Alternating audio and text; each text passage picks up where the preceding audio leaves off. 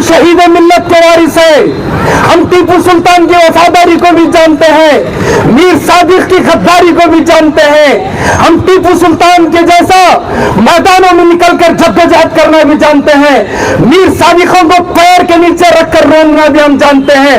उसी के नक्शे कदम पर चलते हुए आज social democratic party of India ये वक्त बचाओ आंदोलन शुरू कर रही है।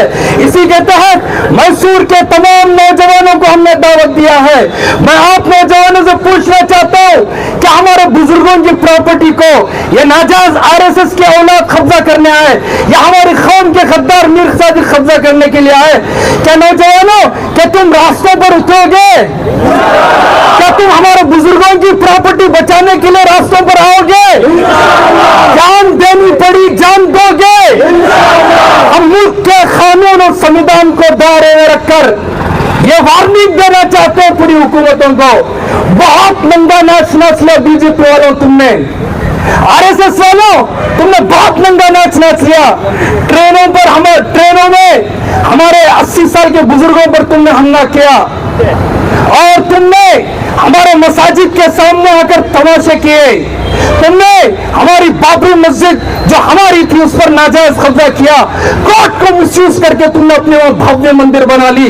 लेकिन कोई मीर सादिक की औलाद भूल सकता है, हम शहीद मिल्लत की टीपू की औलाद है। ये एसडीपी वाले अल्लाह की कसम एक एक इंच नफे के साथ हासिल करके इंशाल्लाह छोड़ेंगे।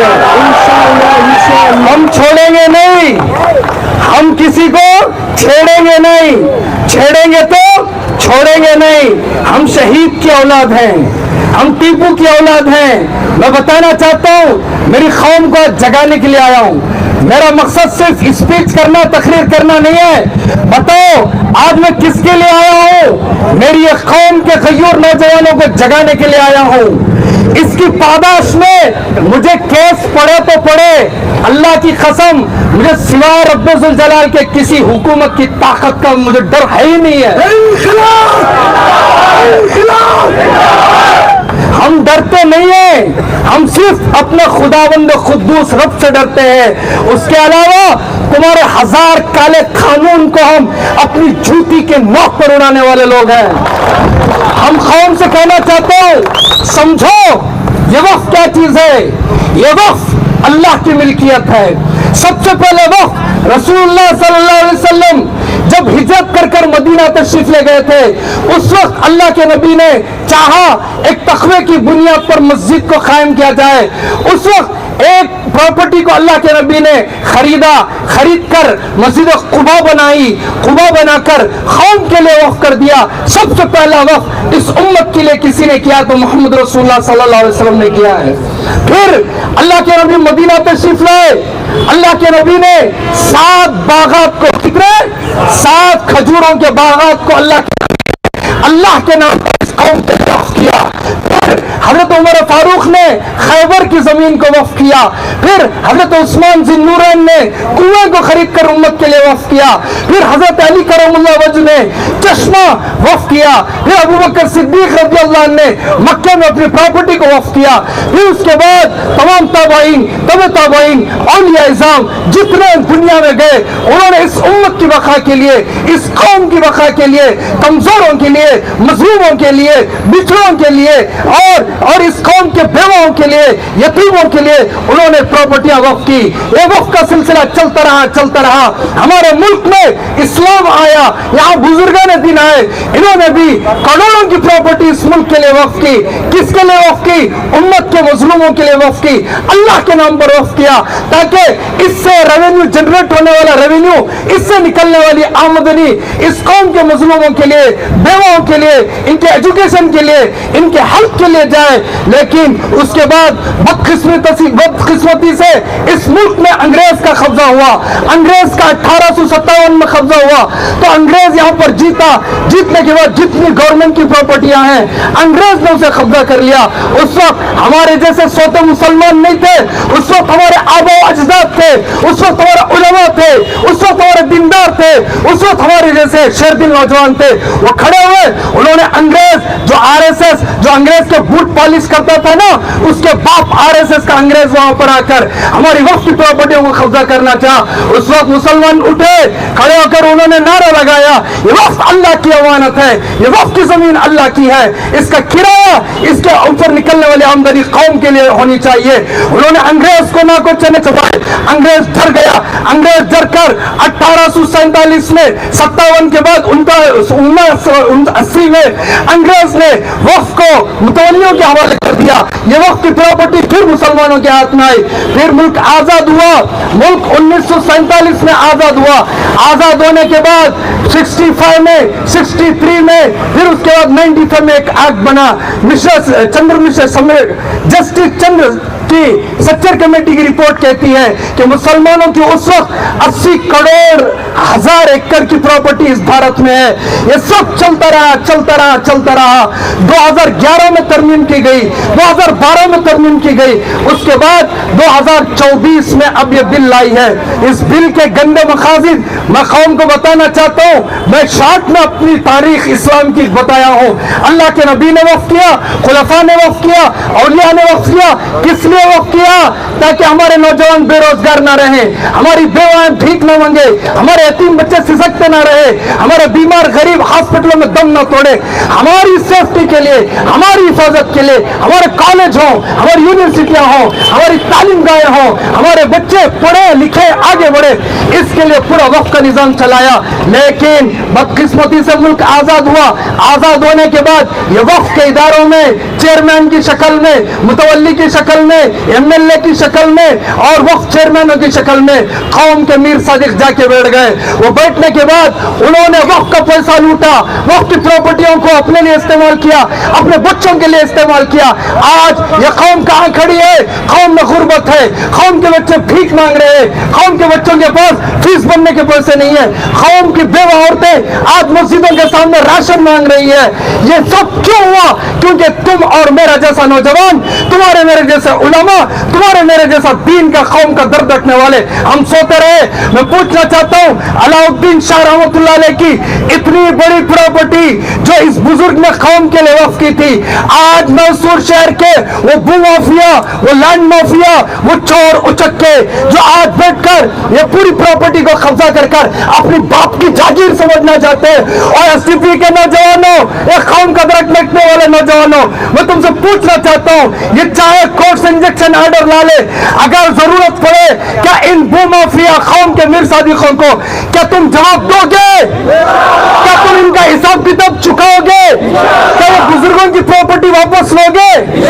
इनकी तारीख उठा के देखो, जो इंजेक्शन ऑर्डर लेकर आज कौम की प्रॉपर्टी को कब्जा किए हैं, इनके बाप दादा की तारीख पढ़ो. ये भिखारी कहीं के चीले बड़े बेचने के काबिल नहीं थे. आज इन्होंने वक्फ की प्रॉपर्टियों पर कब्जा करके ये आज पूरे मैसूर में दन दनाते फिर रहे हैं. मैं चैलेंज से कहता हूं, या नूरुद्दीन फारूकी शहीद होगा या तुम वक्फ की प्रॉपर्टी पर कब्जा करोगे.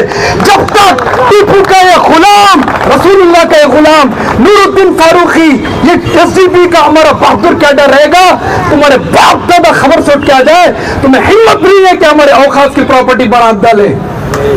क्या समझ रखा है तुमने? ना हम अंदर के मीर सादिकों को इसकी इजाजत देंगे, ना बीजेपी आरएसएस के कुत्तों को इस बात की इजाजत देंगे कि वो हमारे वक्त पर उंगली उठाए.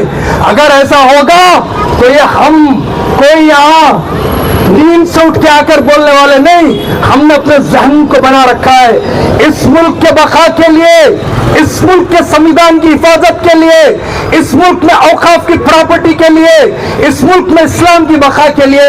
अगर हमें तख्तेदार पे चढ़ना पड़े, जेलों में जाना पड़े, शहादत का जाम पीना पड़े, इंशाअल्लाह हम इसके लिए तैयार हैं. कभी हम बातिल से कॉम्प्रोमाइज करने वाले नहीं हैं, याद रखो. मैं खरी कौम के नौजवानों को कहना चाहता हूं, इस कौम के मीर सादिकों को, इस कौम के मुनाफिकों को पहचानो. याद रखो, उस वक्त तक टीपू सुल्तान पर किसी ने हमला नहीं किया जब तक मीर सादिक ने अंग्रेज के साथ मिलकर हमला ना किया हो. उस वक्त तक सिराजुद्दौला पर किसी ने हमला नहीं किया जब तक मीर जाफर ने अंग्रेज का साथ ना दिया हो, आज भी ये आरएसएस, ये फिस्ताई ताकत, ये बीजेपी उस वक्त तक हम पर गालिब नहीं आएगी जब तक हमारे अंदर के कौम के मुनाफिक उनका साथ ना दे। इनको बेनिकाब करो, मस्जिदों से धक्के मार के इनको निकालो, हमारे कब्रिस्तानों में दफन होने की इनको इजाजत मत दो, इनको समाजी बाइकाट करो।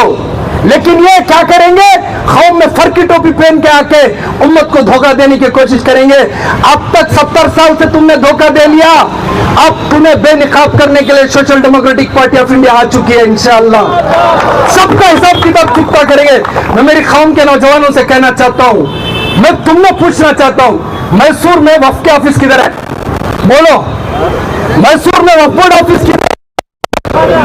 अरे एसडीपी वाले मत बोलो, कौम के वाले, मैं आपको पूछना चाहता हूँ, वक्फ की ऑफिस किधर है? वक्फ के ऑफिस किधर है? वक्फ के ऑफिस किधर है? ये है मेरी कौम, ये है मेरी कौम। तुम्हें तुम्हारे बुजुर्गों की प्रॉपर्टी का इल्म नहीं, वो वक्फ के ऑफिस का है उसका इल्म नहीं, उसमें इलेक्शन कैसे चलता है उसका इल्म नहीं।